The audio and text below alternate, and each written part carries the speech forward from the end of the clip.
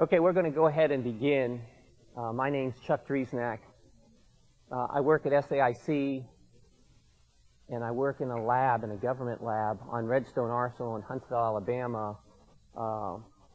It's a lab designed specifically to inject the Army and other DoD organizations with technology that improves their way of doing business, and we specifically are working on enterprise systems. To give you a little bit of my background, I retired 7 years ago from the military, so I grew up in that military culture. Dad was in the military, I was in the military. 26 years, half of that I was on weapon systems, air defense systems specifically. And then the other half of it, I saw some things that I thought needed to change in the Army, and I got to be a part of the Patriot system, and thought that technology needed to get down into the division. So I spent the latter part of my career in the military in missile defense systems, trying to inject a little bit more of that capability into the military to deal with the different types of threats that I saw coming. And I learned firsthand how difficult it is to get people to embrace change in large enterprises. I studied in grad school. I studied culture change in grad school as one of my main emphasis areas. I wrote a paper on it. I wrote my thesis on it. I also wrote my thesis at the War College on changing the Army culture. So I have a little background in changing the culture, and although that's not going to I'm going to talk to you about how we implemented Tableau views. A big message takeaway from here is, as we're doing that, we're changing the culture. And I want you to understand that that is a very hard thing to do. And so maybe some of you will take some lessons learned out of this on how to do that in your enterprise. The reason I just want to start off at a basis here of why is it so difficult to change enterprises? Well, in DoD, they've been around for 200 years, so they have all these traditions of how they do things. And a good definition of a culture is how we do things around here. And so tradition drives a lot of the way the military does things. The second thing is that the more complex an organization is, and the larger, the more people, there's massive ways to resist change in that organization. So, the saying goes, the more complex the more massively complex an organization is, the more massively it resists change. And why is that? Well, culture, when you get right down to it, if you shuck it all the way down to the bare roots, it's what you believe is the right thing to do. You've been grown up in the organization, and you've learned in that organization that this is what works. Okay, so it's a belief system. And if you're going to tell someone that they need to do it a different way, you need to fundamentally change their belief. And that's a significant emotional event. That you have to address emotions at that point. It's critical that you understand that you're dealing with a belief system, and that if there's a reason, like say there's a crisis in the organization, it's a lot easier to get people to understand that, hey, we have to change because of this crisis. But if there isn't, look in DoD, we're a superpower. What's the compelling reason why DoD has to change when we are the single superpower in the world? It's hard to get organizations that don't see a compelling reason to change. So that's what we're going to talk about, because it's happening in a big way with these views. When you show them a picture and they see what's going on, you give them a reason to change. So foundationally, this is a very powerful approach to change culture, is to actually get their information in front of them and get them to see why they need to do something. Let's go to the next chart. This was the challenge. So the flow of the briefing is going to be, I'm going to tell you what they wanted. They knew they needed to change. They knew they needed to operate with views instead of a bunch of PowerPoint charts. They wanted to see the information real time. So I'm going to talk to you about what they wanted, what they had currently, some of the problem areas that we ran into to trying to get from, point A to point B. We're going to show you some views of what we've done to give you kind of an example of how that's pulled together and allowed culture change in that organization by allowing them to be not only more efficient, but see where they need to change. And then we're going to get into some lessons learned. So what you can see up here is kind of the starting scope of the project that they gave us. They wanted all the Army logistics views, and I'm talking, if you're thinking in terms of dashboards, we're talking about 40 or 50 different dashboards that cover all the logistics areas that the Army is responsible, or the Army Materiel Command is responsible for. So that's what's in that first block up there. Those views, to be relevant to the organization, they needed to be tied to how they were impacting the unit readiness. So we need to tie in unit readiness, and then the units all are assigned missions, right? They need to be ready to do something. And so we needed to tie the views not only to whether the unit was ready, but what missions those units were responsible for. So those are all kept in different databases, different communities that have all that information. And we needed to tie all that together. And when we brought it back, the community, the logistics community that never had that perspective, never understood why they were keeping this part in a high state of availability, saw that that part was driving readiness for a unit that was impacting a mission for the first time, instead of just their job being make sure that that part's available type of thing. So those were the key views, and you can see that there were some characteristics associated with them. They wanted to move from just seeing how the current situation is in the organization as is, so the as is data. They wanted to be able to move it up to be able to see, anticipate, and get to information that was predictive. What will happen if everything stands in place, if the lateral transfers take place, if things get moved from here to here as planned, what's going to happen, what will be, right? And then the top level is to get a little more predictive, a little more, to do a little more what-if analysis, if you will. If we did this, what happens is a lot of times you go to the predictive piece and you say, that is not a good situation. We're going to have a bottleneck. We're going to have a huge shortfall. They're not going to be able to accomplish the mission. So we need to do something else. What if we did this? What if we did that? These views need to help them do that. And then the whole community will come together and say, this is the best option. We'll do that. So the views were driving a community coming back from the mission, coming back from the unit's ability to do that mission to the logistics areas. And I'm talking, we'll get into those a little bit as we show you the views, but I'm talking everything that the Army does from eating, parts, maintenance, supply, ammunition, anything that has to do with material moving, any logistics, the Army Materiel Command is responsible for. And you can see there were a lot of horizons, so kind of consistent with the maturity up there, they wanted to know what's happening currently, what will happen in the near term, and be able to look out into the future and see, given missions that are coming into the future, organizational changes, how are those going to impact what's going on, say, in the supply chain. And the bottom line was, let's give the enterprise the ability to act collectively. And the way to do that is to give them a single picture, what we call common operating picture, that everyone sees, right? And everyone agrees to that. The business rules that are in it, the whole thing.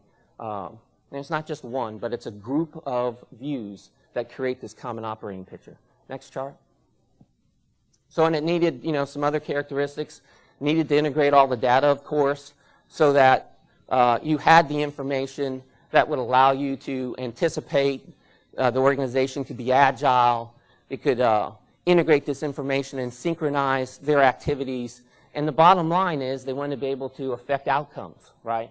So help us create views that help us influence outcomes out there, that have to fight, have to go into harm's way doing missions. Next chart. So they wanted in these views, they wanted to have these views impact every part of the organization. So it wasn't just a senior level dashboard. It wasn't just for the staff. I'm talking every layer of the organization need to be impacted by these. So, everyone has a little different need as they're looking at these views. So we had to create views that address the analyst level, kind of rolled up to the staff level for that functional area. In outside of DoD, that might be marketing, engineering, finance, those areas. And then you had the leadership area that tied it all together, that synchronized all that information. So those are the layers going, we'll call that the vertical, and those might be looked upon as the drill downs. But the other thing that they wanted us to do is to go horizontal.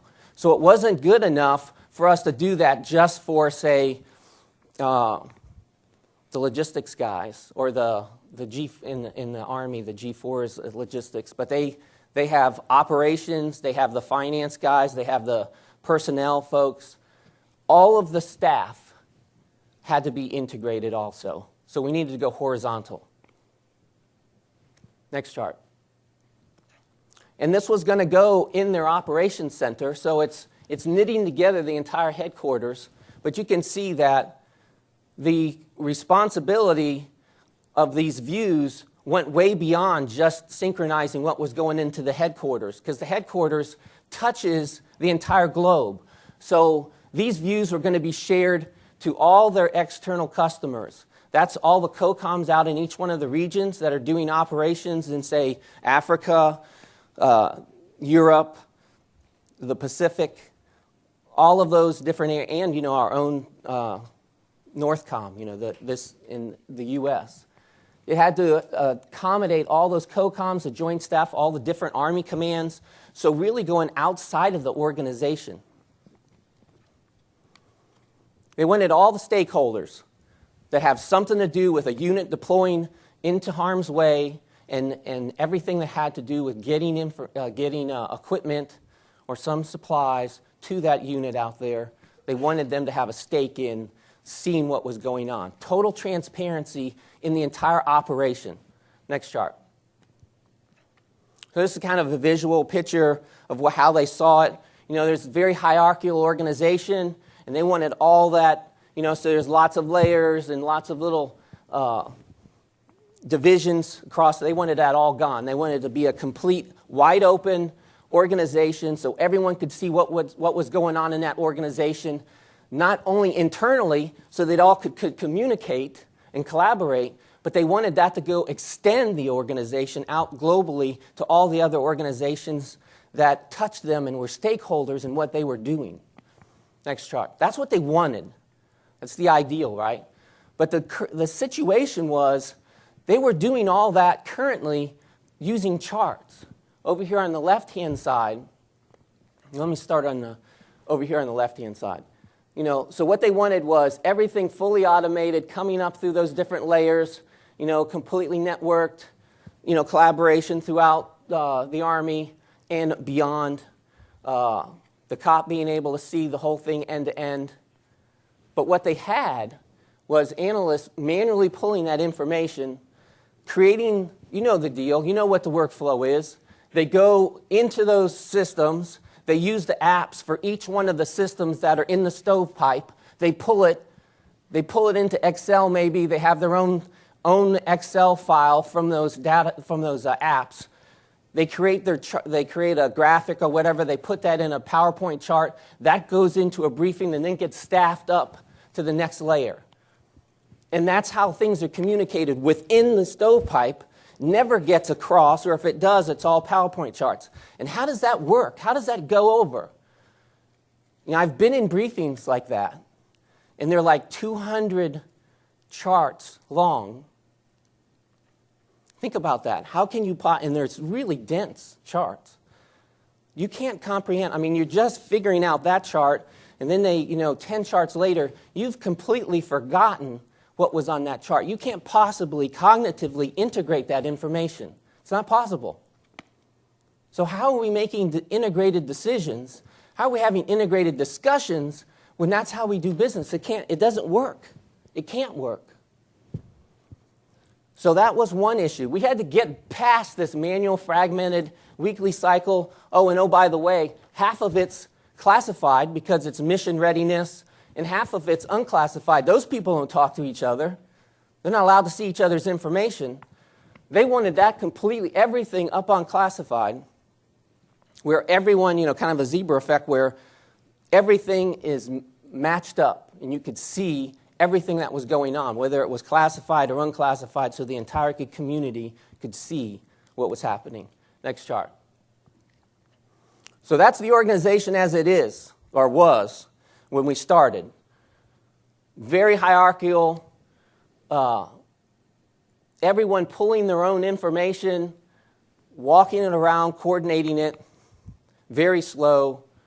And by the time it gets up to the top of that organization, it's old information, and it's not integrated, and really poor decisions get made.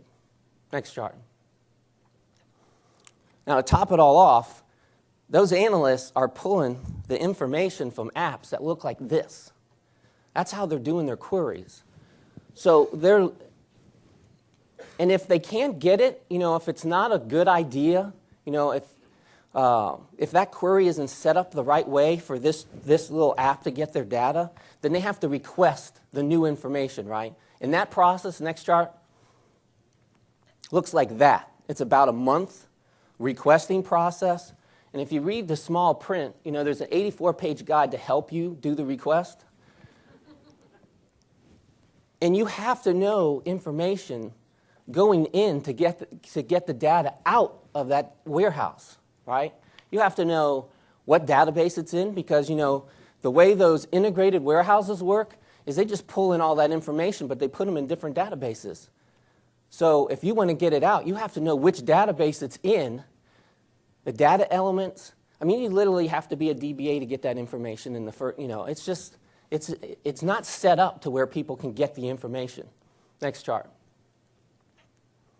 So when we attacked this, it was very important, knowing that we were going to have all these cultural issues and we had all those challenges. Very important for us to pick the right tool that was going to allow us to do this. I love this quote because it gets at the heart of how you change people's minds about something. You don't tell them about it. You have to actually give them something that actually helps them learn what it is that you're trying to teach them. If you can put a tool in their hand that actually leads them into a new way of thinking, the tool will do the cultural change. It'll have that effect. So what were the things that we were looking for? We had massive integration to do. We needed to impact everyone, so it needed to be easy to use, right? So we're looking for a tool that could create a common operating picture very easily, beautiful graphics, help people see what was going on, easy to use, able to integrate a lot of information. Next chart. So this is what the Army is using now. This is ease of use. This is a lot easier down here. This is horrible ability to use. Ability to integrate information easily. The higher up you go, the better. The further down you go, the worse. This is by mandate, in the Army's infinite wisdom, directed that that's the tool you'll use. Okay, so not a whole lot of, because it's so difficult to use, not a whole lot of progress had been made. But see, we work in a lab, and we can do whatever we want. So we did. We did our research.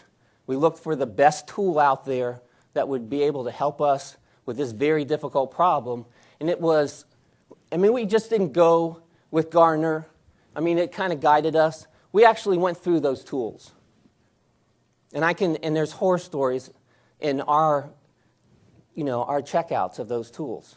And we validated exactly what the Gartner report and what the feedback from customers that were using these tools were saying. Tableau just flat out blew away the rest of the tools in terms of ability to integrate disparate disparate data, being able to easily use that, and it was very cost effective. Next chart. So that's what we set out to do. Tableau being the visualization tool, we kind of set up where we took the responsibility of getting all that data, fusing it into decision marts, setting them up so that it would be easy for Tableau to render those views very rapidly. And our objective was to get 40 plus different data sources and tools in there rendered so that the community would have their cop. Next chart. Kind of looks like this overall. The point I want to make on this chart is, I'm not going to be able to show you how this really works. In here, we got one screen. But in an operations center, think a control center at a nuclear power plant, or NASA launch or something like that. These operations centers fill the wall with real estate. And you can put up a lot of different views independently. And the thing that's really, which I haven't seen exploited, in the conference talks, and I can't really show it, is that we take advantage of that. It's phenomenal what Tableau allows you to do across multiple views. It allows you to integrate, when you're, I see real powerful views in powerful dashboard. When you have multiple dashboards that are telling this, trying to address this massively complex problem, that is really powerful when all that lights up. And you can see all the interactions. And again, so helping, the other thing that happens is, I think when people see Tableau views, they're thinking in terms of, hey, this is at some analyst desk, and wow, what a great insight he came up with, and he shares it with some people. But that's not how this COP is being used, or not the only way it's being used. Yes, they're using it down here, the subordinate commands and the staff, the analyst level, but up at the command level, 4 stars, that's a lot of stars. They're running venues that are collaborative across the organization, DoD organization. And those views are coming up, and they're driving collaboration across multiple complex organizations. That's a whole nother field, if you will, in terms of understanding how these views are shaping the way the organizations are deciding to do things and changing. Next chart. So here are the venues that we're in currently. This is a huge strategy, and I think if you're to take anything away from this talk, the thing I would like to emphasize is when you're trying to do something at this level, where you're trying to change an entire enterprise, you need to look at where does that enterprise make decisions? Where is that venue?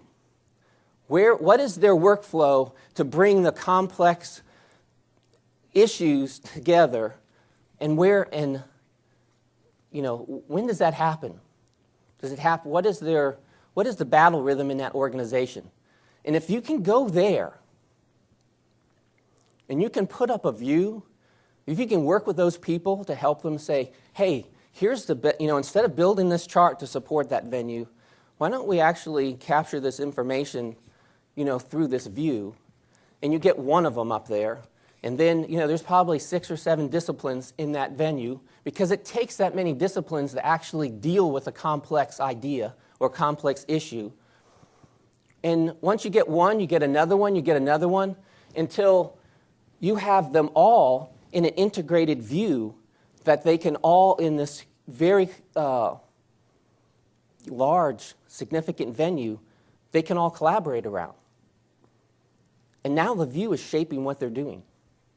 It's shaping the culture, because the view is changing, it's showing them where they were, where they are now and what they need to do. And that fundamentally is what culture change is when you see that you need to change. When you see that something that you believed was one thing is now something else and you need to change. That's culture change. So where that happens in the organization is in these venues where they actually bring everyone together. If you don't do it here, it's not going to happen. This fundamentally was critical. And the other thing that happens when you do it at these big venues, you pull everyone else along because everyone else is involved some way. Like there's an analyst that gets all the information ready to put into these venues. So if they're helping you put the view together, they've bought into it. And then usually that analyst has to staff it up, to his boss before it goes into that venue. If that boss is okay with it, if they finally got the message, then they're bought in. And now you got it at the very highest level with all of them coming together. They buy in. The view itself and the way it got integrated has changed that organization, that enterprise. That's huge. The view allows for that collaboration. That's how you want to design it. Next chart. So what I'd like to do at this point is kind of show you some views that we did. I'm going to start out with some of the simple ones, and then I'm going to walk you into a pretty complex one, just to give you an idea of the complexity and the collaboration associated with it. So let's first go to the food service one. So dining facilities all over the globe, they're responsible for feeding every soldier, across the globe. So how are we doing? That's kind of how the questions start, right? They don't say we have a requirement. No. How are we doing in feeding the soldiers? Are we losing money? Who's doing poorly? Do we have enough dining facilities? Do we have too many? Can we save money by actually consolidating some? So on this view, what you see racked and stacked here, go ahead and click off Benny. So you can select a bunch of different metrics, but this is unused capacity. So you can see by installation who has the most unused capacity. The orange stands for meal card holders. The blue stands for people who actually pay cash at the dining facility. But the key is that the gray area is how much capacity they have. And what you can see is there's some installations, for whatever reason, maybe there's I don't even want to go into it. Bottom line is a lot of unused capacity at a lot of these facilities. And you can drill in. So let's just drill into Benning as an example, since they have 6,000 seats. You can see up there in demand history that it's not a fluke thing. They haven't deployed a bunch of units, and so they've had to stand down some dining facilities. They've had that excess capacity for a long time. They are a candidate for closures of some dining facilities. Now, this isn't telling them that they have to. This is opening the discussion. This is where the collaboration starts. Like, hey, Commander at Fort Benning, can we talk about this? And to kind of facilitate that conversation, you can actually blow up. Go ahead and take the Fort Benning over here in the map. Go down to the lower section there. Yeah.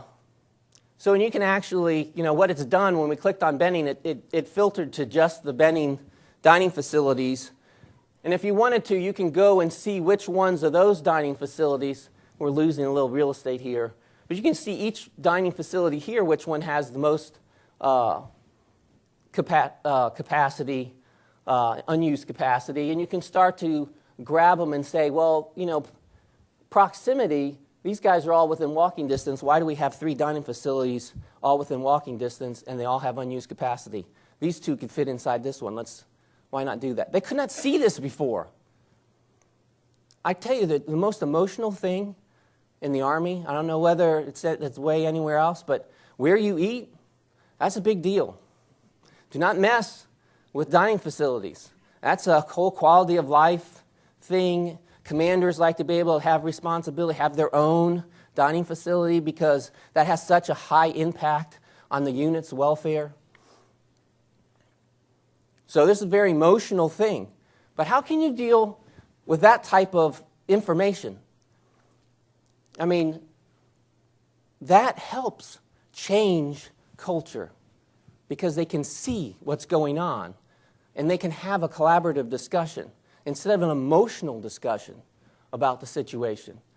Let's go to the NTVs. So the Army not only has tactical vehicles, not only has ammunition and responsible for the fuel and everything else, but it's got these non-tactical vehicles. It's like a rental fleet of vehicles that aren't tactical, right?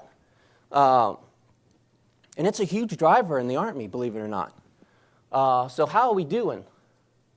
Well, these lines here are kind of based on, they've gotten a tremendous, $600 million cut in the budget on just non-tactical vehicles alone. And so they put these objectives, those black lines over here in the gray area represent where the objective is. So you can see that Benning, seems like I'm picking on Benning, but Benning has a big objective there. They're quite a bit over, but look at Fort Bliss. They've got even more of a room for improvement, if you will. And so you get all sorts of arguments. What we have over here is when they can turn the vehicles in, who's eligible. Go to the details. So then you always get the discussion of, well, but I need them for the mission. I have to have these. So now what we have is a breakdown in detail of, are you using those? How much mileage? You can see it by month whether or not they're actually being used or not. So, and how much they're costing. So if you're not using them and they're costing a heck of a lot, there's some evidence for some discussion. It's not telling you have to do it, but if it's sitting there not being used, why are we paying for it? They never had this information before. They could never have this discussion. They could never collaborate. They could never change because they didn't have the facts in front of them. But now they have that. And not only do they have it at the installation, but the installation knows that their boss has it and that their boss's boss has it. So it's a whole new ball game, right? Because it's all transparent. Everyone knows everything. That will drive a culture change. While we're on this one, let me just show you.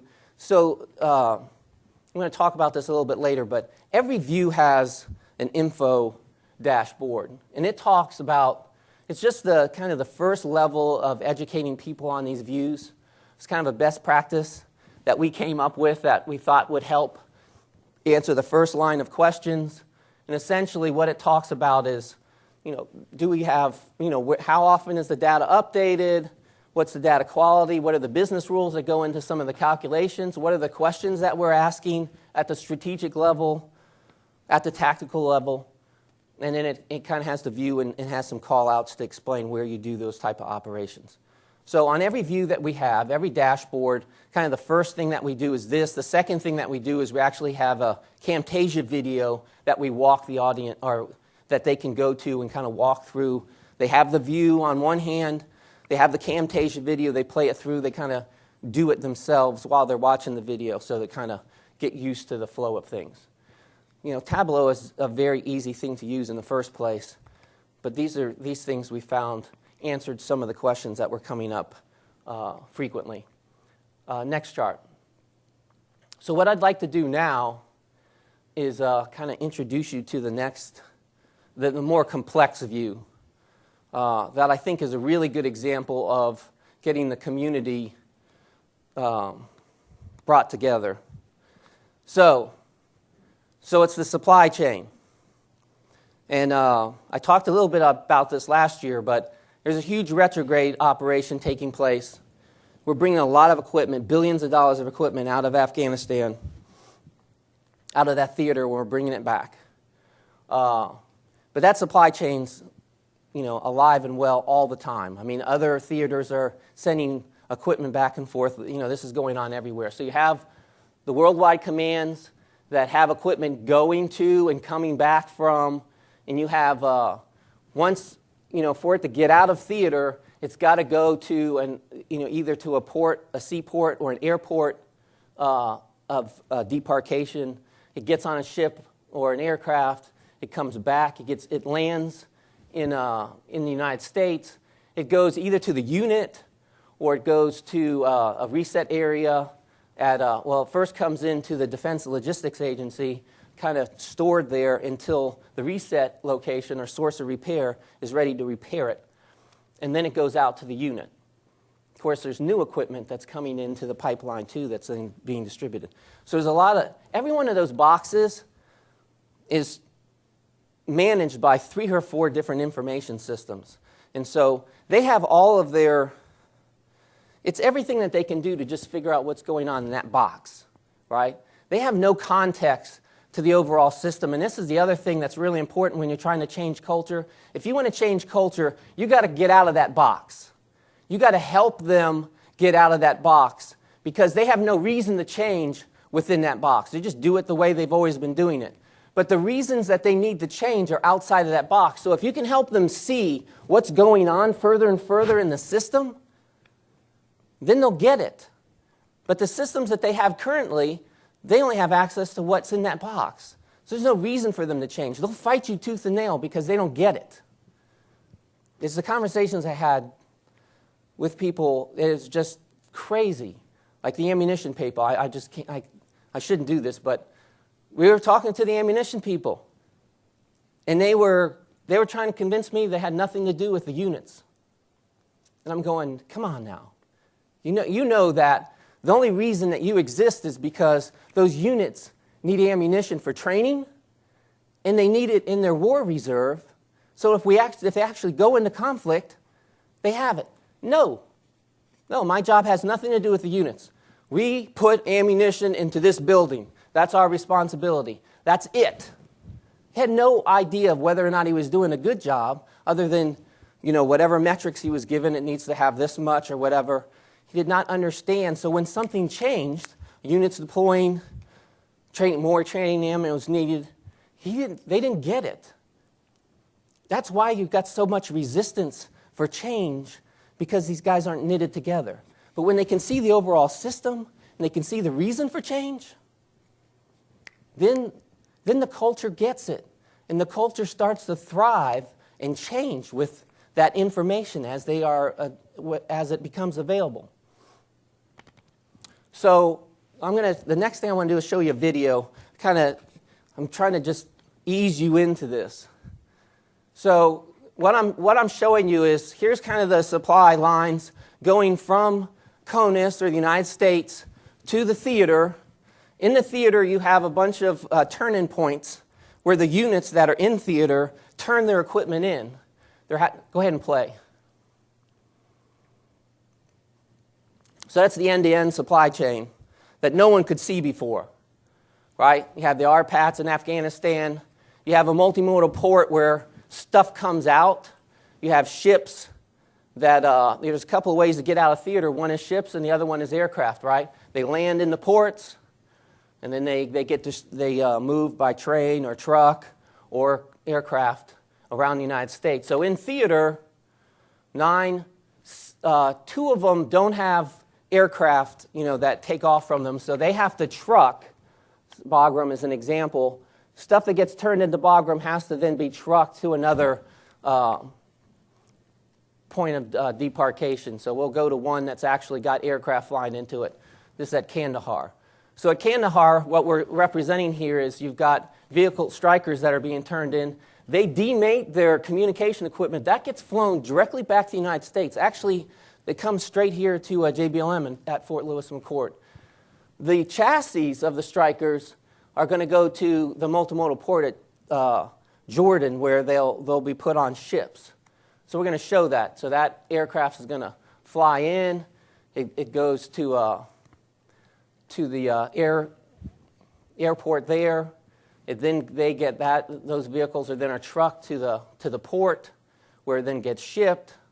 The ships then take about 30 days to move that stuff back to the United States. Once they get filled up, here we've got an aircraft coming into Fort Lewis McChord with the communications equipment where they'll be field fixed, at Fort Lewis McChord. The strikers come in to a port at Charleston. They're trucked to Anniston. They could be railed. Depends on how they want to do it. There's options there. And then they finally made up at JBLM with the strikers. You can go ahead and stop that. So that's all the things that are going on. But the people have, at every one of those points, are managing just their part. No one could see the whole thing. So let's go to the SLRU view. So now we're going to bring 5 communities together. So on the, let's see, on your right, my left, are what the situation is across the Army with that piece of equipment that's in Afghanistan. Down in the lower section is the reset programs that are prioritized. And then over here on the right side of this chart, on my right, is, and then you see this big black line going through the chart.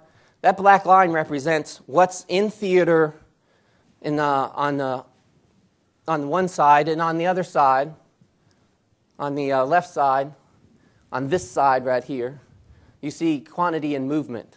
So what you're seeing is 5 different communities. So you have the units, and what equipment do they have is represented in there.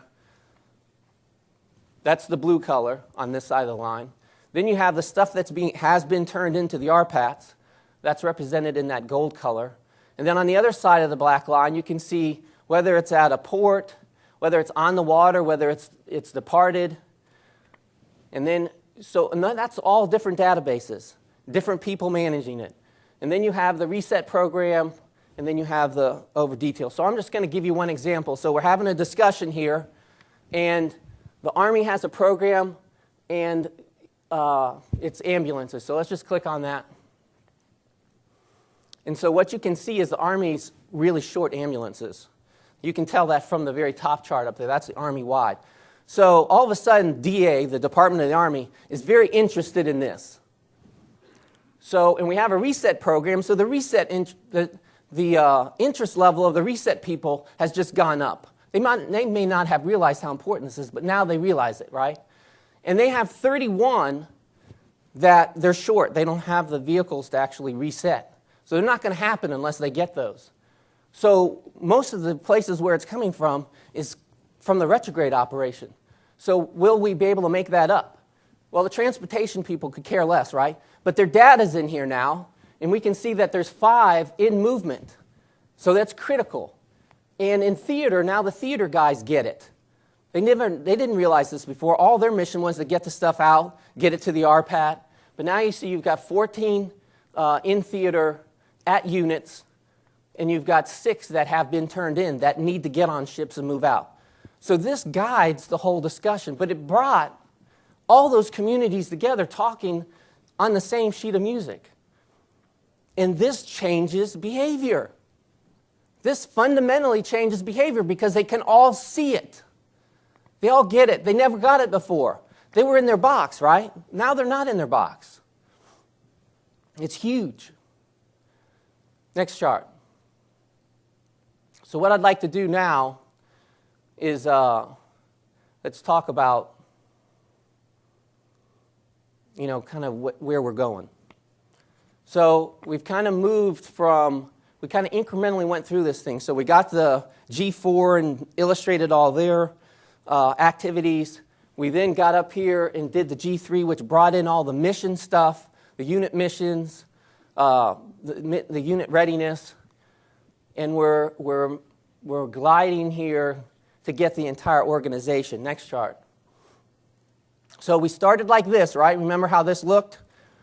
Start with the activities, and that's one of our lessons learned, is you start with the main activities that the organization's trying to do. But there's a lot of attributes. Next chart. There's a lot of attributes associated with those activities. So what we're doing is, if you take the Army logistics view, every one of those is impacted by personnel. If we had started with personnel first, they would have no context. We'd be we'd be checking out people with no reason to check out people, right? But now we can say, why aren't we doing that mission well? Is it because we don't have enough people? Now we have context to that. Is the reason that we don't have enough people is because we have a contracting issue or a resourcing issue? When you tie that information, it all starts to have context. Now they have a reason to get together and discuss. These people never talked to each other before. The resource guys think that they can do their job without understanding all this. And no one was explaining it to them or showing them. So they just go ahead and do their job. They cut, we took a $5 million cut this month, so we're going to spread it across everybody. They do that. That's behavior when people don't understand. But if they understand what are the most critical activities that are going on, which ones are going to impact mission, then they say, we can't possibly take it from this organization because they're already critically short and it's driving the accomplishment of the mission. This unit doesn't seem to be contributing any. We're going to take it from these guys. That's the power of this. What's the critical infrastructure that's driving all this? Does it need to be upgraded? Well, now it has context. And when you pull all that information, those attributes that are affecting those views, now you can set the thresholds for alerts. Right? Now you can say, wow, this is really bad. Mission's not going to happen. Forecast it or whatever, and so we have a staff alert at one threshold, and senior leadership gets another alert at another threshold. So all that comes from first understanding the system, right, and how it's impacting. You can't do that. You just can't go into contracting and start. I mean, you can, but it has no context. Next chart. So here, I'm going to just go through some of these lessons learned. I'm going to hopefully leave a little bit of time for questions. So we'll run through these pretty quickly. From the DoD perspective, next chart, there was a lot of things that we needed to do to get the software. Remember the BI policy, the business intelligence policy in the Army was you would use SAP and business objects. So we had to get a certificate of networthiness. We had to get all that approved. We did that. So anyone who wants to do something in DoD now with this software, it's possible to do that. Because we did all that. But it was quite a ways to do that. There are some issues associated with moving information from NIPR to SIPR. Cross-domain stuff takes a long time to get approved. That's something to be considered. Everyone that puts a system on the network from here on out for the last 2 years or so, it's been required for them to be CAC have a smart card. So we had to kind of rig Tableau up so that it would accept that capability. When you're on SIPR, the maps don't work, right? Because, Tableau is trying to call out to a map server, and it can't do that when it's on the classified network. So we had to link to its own map server. So we did that. I mean, Tableau allows you to do that, but it's just something you have to consider. Next chart. The point I just want to make on this is, it's a big deal to go from charts to live action views. You have a whole culture that, I sat there at Fort Lewis McChord watching them put together their briefing. And the way they do it is, they have a chart. They have the note page, above the chart that explains to the general what are the main points on the chart, what he should say about it. And then there's a fold-out Word document that goes into more detail. I mean, this is a culture of how to use PowerPoint. They're trained in school. Literally, I went to school on how to use PowerPoint as a captain. It's a culture. And they don't know what to do with this. They don't know what to do with it. You staffed it up. Now all of a sudden you're showing stuff real-time integrated. Instead of a briefer who controls how you're consuming the information is live, and it's facilitated a discussion that the briefer really has a lot less control than he would like. So that's problematic. You have to ease them into that. You have to get them to really embrace that. That's a big deal. Next chart. In terms of data integration, you need to move away from these ERPs that are really not really designed for visualization. They're designed for data storage. And you need to work towards having your own integration database, in my opinion, if you're trying to do massively integrated views and have that framework so that it optimizes the way Tableau behaves. And remember, what we were doing is we were integrating vertically, horizontally, but we were also giving them a system view end to end, so you had all these different systems. And then we were doing the different states, as is, should be, predictive, and then could be, what if. So you got to keep track of all that in your data source so that Tableau can sort it out and render it properly. A big thing with integration is you also want to integrate with the tools that are out there. So not only the databases, but if there are other tools out there, those are your biggest enemies in the culture. So if you can bring them along and say, hey, well, listen, we're just going to advertise your tool. We're going to say we got this data from your tool. Then you've made them a friend. And they're not seeing you as trying to replace them. You're just helping to advertise their data in a more integrated location. And then that framework needs to head into your development process. Next chart. So some of the things in terms of when you're doing this, you do it incrementally and you do it very rapidly. So you want to take advantage of that process of being able to do really rapid prototyping. So the way we do that is we stage that database. So we have a sandbox where our developers that are working to pull the data together, they get data in different stages. The subject matter expert may have had just a file. He's obviously not linked to the database. So, but we use whatever we can get. Whatever they'll give us, we start working and prototyping a view off that while the back-end folks, the database guys, are going after that data. And the first thing the database guys do is they get maybe an example file from the database. And then the front-end guys use that until we finally get it automated and set up where it's refreshing itself. And that way you're not wasting a lot of time trying to get those views integrated. The whole front-end guys are working that. Yeah, and I think in sequencing of this activity, we think it's a good idea to start with the analysts first because they've got to buy in. Those are the guys, those are the gatekeepers, they're the experts, and if you don't get them, they'll try and shut the whole thing down. You can't trust this tool, you can't, so you don't want that. If you can get them bought in first, it makes life a lot easier. You always have to keep the system in perspective when you're doing these things too. So you got this analyst, but he could care less about the whole system. So you really have the role, if you're trying to do something like this, of putting it in context to the larger system. That, how does this analyst fit with all these other analysts? And you end up introducing these analysts to each other that should be working together but don't. And what really cements the relationship is when they put a view together. It's like the marriage is made. Like their data, their visual, connected, you're married, right? That's how culture changes.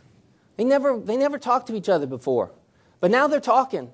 Now they actually are proud of the view that's come together that's giving them insight that they never had before because they never put their data together.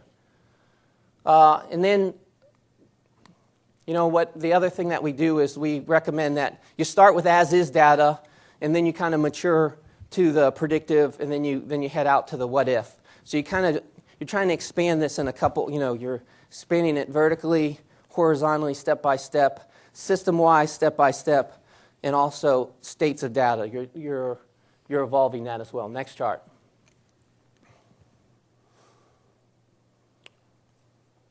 Here's just some of the characteristics that we think work best with the views.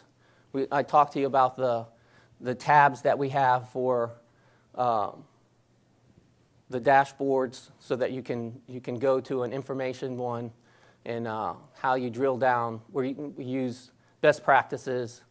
I think kind of the discussion here, the main point is you have a whole community that wants to work around these views. And so that's critical to provide an area for them to have those types of discussions. Whether the leaders has some direction to give based on something, the analyst has comments, let's have a place for that to take place. Next chart. And then here's kind of the way that we train. We start with the info dashboard. We have a video. We do WebEx training. We record it and we post that. Got on-site training. We actually go there and train them when we know that it's going to be problematic with that community. And then we have a SharePoint site that then stands up where they can have their discussions.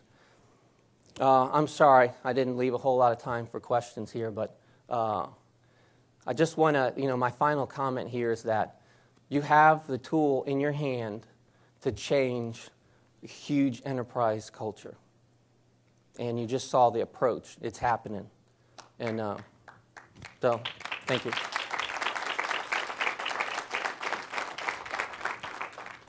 Yes? So, I remember 2003, I was in the government sales office in business objects, and we just crushed it with that DLA contract. So tell me why I couldn't do this with the software I sold them back in 2003. I now work for Tableau. Why? Which software? The business objects. Any anecdotes you could share? So the question is, the Defense Logistics Agency uses business objects, and his question is, what makes it difficult, or why can't business objects do what we're talking about? So one of the most difficult places to get data from is Defense Logistics Agency.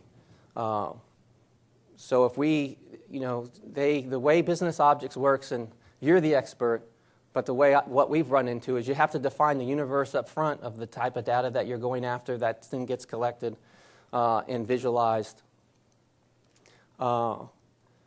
Very methodical waterfall way in which they roll that out. And so I think it's the views aren't, I think, are a little bit constrained in terms of the way that they interact. So it may work for DLA, but we're integrating DLA with 5 other different agencies and services activities. And I think when you're trying to do that, you need to be able to do that in a very incremental and rapid way. And business objects does not help you do that. I mean, it's a very slow process with a lot of requirement. Now, I'm not the expert, but there appears to be a lot of precursor information you got to put in to set up a business objects architecture. Next question. Yes, ma'am. I work for a video game company. I make charts about how users are responding to our software. We also do some military training simulations. So, what are the things I should keep in mind about military culture when I'm designing dashboards to show our military clients? So the biggest thing in the military is they're mission driven, right? So their videos, if you're not tying them to the mission, then they're asking the question, why am I paying attention to this, right? That's what's really driving. When we were able to get the logistics guys to be able to see what the mission was and how it was impacting the mission, that was huge. That starts to buy in everybody. I think the other thing that's important is to make it simple, easy to use. And so I think that's another main characteristic that you want to keep in mind. You want to write in those chow balls, too. Yes, sir. From kind of inception and the initial idea to kind of go live in your first dashboard, what was your timeline? Yeah, so there's a great story with that. So we were, after they told us everything that they wanted to do, they said, oh, by the way, so we just got on contract, and this was in September, and they said, the beginning of January, the Chief of Staff of the Army is coming, and we'd like to be able to show them, the new capability. So that's 3 months. So the Chief of Staff of the Army saw our first prototypes of this, and he directed, it's probably a strong word, but I'll just say, the rest of the 4-star generals all showed up and looked at it, okay? because the word got out that the chief had said, I'm really impressed. This is the way we ought to be doing business. So 3 months, we had something that had a huge impact at the next level of that command because they were able to see stuff they had not seen before. The data. Just getting, to integrate the information. It's, the long pole in the tent is always getting the communities that have the information to give it up.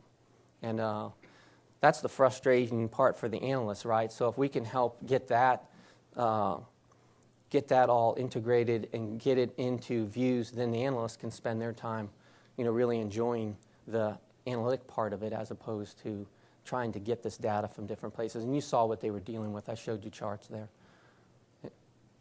Okay, I'm sorry. That's it.